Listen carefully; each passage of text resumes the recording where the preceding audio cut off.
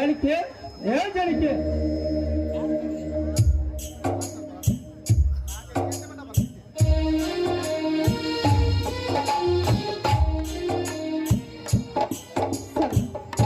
ಬನ್ನಿ ಸರ್, ಈಗ ಬಂದ್ರ ನೀವು ತೆಗೆದುಕೊಳ್ಳಿ.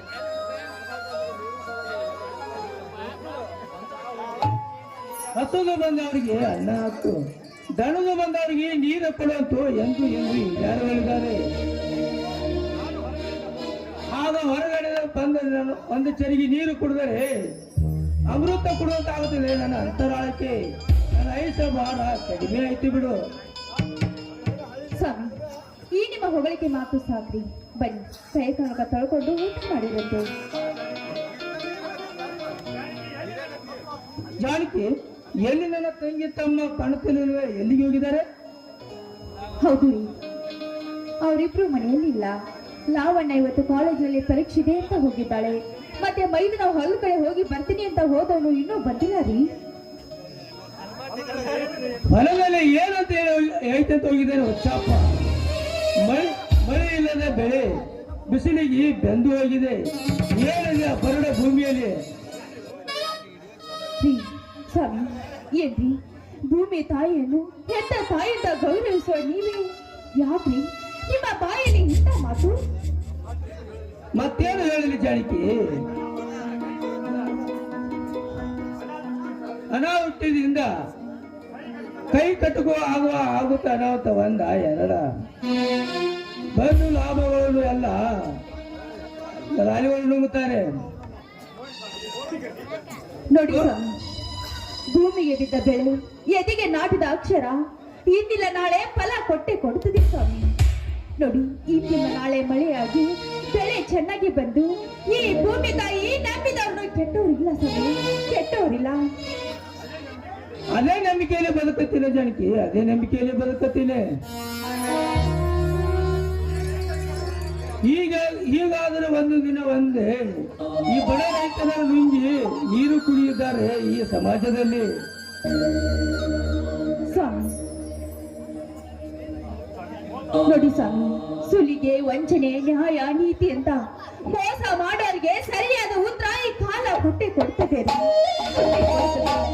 ಆದ್ರೆ ಈ ಭೂಮಿ ಮೇಲೆ ಈ ಕಲಿಯುಗದಲ್ಲಿ ಈ ರೈತರ ಕಣ್ಣಿಗೆ ಬೆಲೆ ಇಲ್ಲ ಸ್ವಾಮಿ, ಬೆಲೆ ಇಲ್ಲ. ಇಂದಿಲ್ಲ ನಾಳೆ ಆ ಕರೆಯಮ್ಮ ದೇವಿ ಒಂದು ಸರಿಯಾದ ದಾರಿ ತೋರಿಸುತ್ತಾಳ್ರಿ. ನೀವೇನು ಚಿಂತಿಸಬೇಡಿ. ದೇವರಾಟ ಬಂದವರು ಯಾರ ಜಾನಕಿ? ನಿನ್ನ ಮಾತು ಕೇಳಿ ನನ್ನ ತಲೆಯ ಭಾರ ಕಡಿಮೆ ಮಾಡಿದೆ. ಹಾಗೆ ನಿನ್ನ ಮಧುರ ಕಂಠದ ಹಾಡನ್ನು ಹಾಡಬಾರದೆ ನನ್ನ ಒಲವಿನ ರಾಣಿ. ನಿಮ್ಮ ಆಸೆ ಇಷ್ಟೇ ಆಗಲಿ.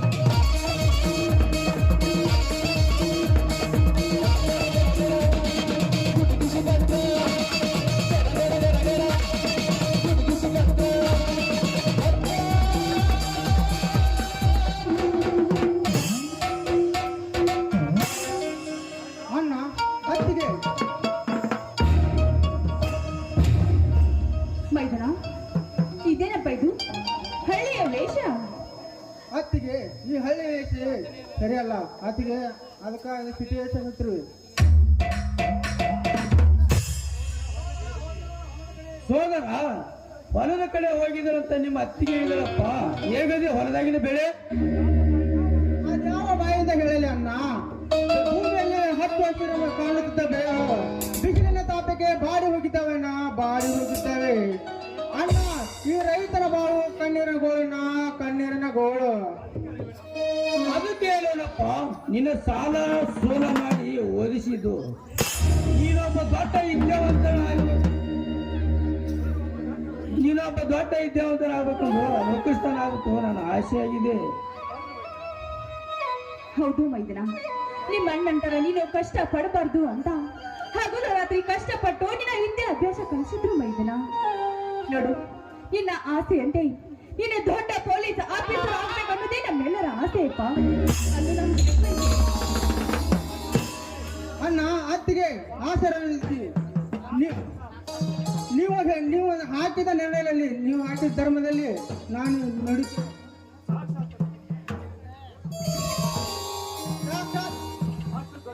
ಮೈದನ, ಸಾಕ್ ಬಿಡಪ್ಪ, ಅಷ್ಟೇ ದೊಡ್ಡ ಏಕೆ ಮಾತು. ಆ ತಾಯಿ ಕರಿಯಮ್ಮ ದೇವಿ ಶರಗೊಡ್ಡಿ ಬೇಡ್ಕೊಂತಾನೆ, ಆದಷ್ಟು ಬೇಗ ಸಿಹಿ ಸುದ್ದಿ ತರ್ಲಿ ಅಂತ. ಅದಕ್ಕೆ ನಾನೀಗಾಗ್ಲೇ ಸಿಹಿ ಸುದ್ದಿ ತಂದಿದ್ದೀನಿ. ಲವಣ್ಯ ಬಾರಮ್ಮ, ಏನಮ್ಮ ಅದು ಸಿಹಿ ಸುದ್ದಿ? ಅದಕ್ಕೆ ನಾನು ಹೇಳೋ ಸಿಹಿ ಸುದ್ದಿ ಹೇಳೋಕ್ಕಿಂತ ಮುಂಚೆ ಮೊದಲು ಎಲ್ಲರೂ ಸಿಹಿ ತೆಗೆದುಕೊಳ್ಳಿ.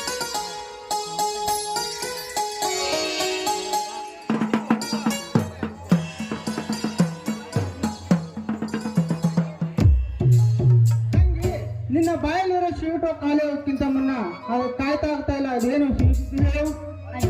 ನಮ್ಮ ಕಾಲೇಜ್ ಪರೀಕ್ಷೆಯಲ್ಲಿ 180 ಜನರಲ್ಲಿ ನಾನು ಫಸ್ಟ್ ರ್ಯಾಂಕ್ ಬಂದಿದ್ದೇನೆ. ತಂಗಿ ಒಳ್ಳೆ ಸಿಹಿ ಸಿದ್ಧಿಯ ಪಟ್ಟಿ ಬಿಡಮ್ಮ.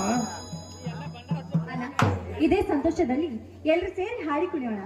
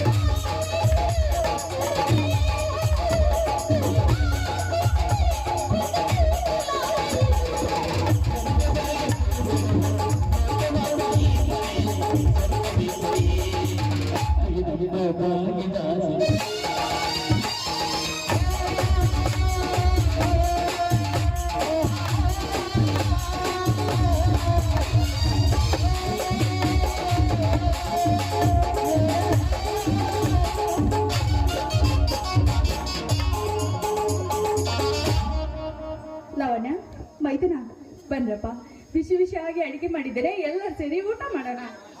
ಹಾ ನಡಿ ಊಟ ಮಾಡೋಣ. ಅಣ್ಣ, ನಾನು ನಿಮ್ಮ ಜೊತೆ ಸ್ವಲ್ಪ ಮಾತನಾಡಬೇಕಾಗಿತ್ತು. ಜಾನಕಿ ತಂಗಿಲ್ಲ ಅವನ್ಯ, ನೀವು ಅಡಿಗೆ ಸಿದ್ಧನ ಮಾಡಿರಿ, ನಾವು ಬರುತ್ತೇವೆ. ಆಗ್ಲಿ ಸ್ವಾಮಿ. ಲಾವಣ್ಯ ಬಾರಮ್ಮ ಹೋಗೋಣ. ಹೇಳಪ್ಪ ಸೋದರ, ಏನೇ ವಿಷಯ ಹೇಳ್ಬೇಕಂದಿ, ಏನದು? ಹೇಳಿಲ್ಲಣ್ಣ, ನಾಳೆ MLA ಪ್ರಸಾದ್ ಭೇಟಿಯಾಗಬೇಕು ಅಂದಿದ್ದೇನೆ. ಯಾಕಪ್ಪ ಸೋದರ, ಅವನ ಕಡೆ ಹತ್ತಾದ ಕೆಲಸ ಏನಿದೆ?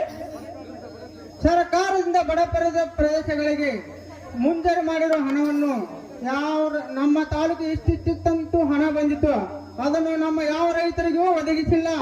ಅದನ್ನೇ ಕೇಳಬೇಕಂದಿದ್ದೇನೆ ಅಣ್ಣ. ನೋಡಪ್ಪ ಸೋದರ, ಆ MLA ಮೊದಲೇ ಬದಮಾಸ್ ಮನುಷ್ಯ. ನಾವು ಮುಂದೆ ಚಂದಾಗಿ ಮಾತನಾಡಿ ಹಿಂದೂ ಬೆನ್ನಿಗೆ ಚೂರಿ ಹಾಕು ಕಟಕ. ನಾವು ಇಲ್ಲ ಸಲ್ಲದ ಉಸಾಬರಿ ನಿನಗೆ ಅದಕ್ಕಪ್ಪ, ಸುಮ್ಮನೆ ಉಳಿದ ಬಿಡು ಅಣ್ಣ. ಸುಮ್ಮನೆ ಅದಂತ ನಾಮದ ಗುರಲ್ಲ ಇದು. ನೋಡಪ್ಪ ಸೋದರ, ಮನುಷ್ಯನಿಗೆ ಗಾಳಿ ಎಟ್ಟು ಕೋಪ ಇರಬೇಕು, ಬೆಟ್ಟದಟ್ಟು ಆಸೆ ಇರಬೇಕು. ರೋಷ ಆದೇಶ ಬಿಟ್ಟು ಹೋಗಿ ಬರ್ತಾನೆ, ಆದರೆ ನಿನ್ನೆ ಕಳಿಸುವೆ. ಆಗಲೇ ಅಣ್ಣ, ನಾಳೆ ಬೇಕಾದ್ರೆ ಕೇಳಿ ಬರ್ತೇನೆ.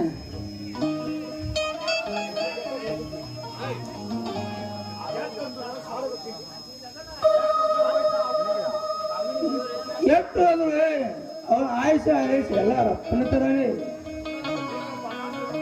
ಇವಪ್ಪ ನಾಥ, ಇವನ ತಂದೆ ತಾಯಿ ಕೊನೆ ವಿಷಯ ಇವು ಹೇಳಿದರೆ ಅವರು ದಿಕ್ಕು ದಿಶೆ ಇಲ್ಲದ ಮಾಡುವುದು ಖಂಡಿತ. ಆಹೋ, ಇವನಿಗೆ ಹೇಳುವುದೇ ಬೇಡ. ಅಲ್ಲಿವರೆಗೆ ಶಾಂತಿ ದಯಪಡಿಸು ತಾಯಿ, ಶಾಂತಿ ದಯಪಡಿಸು.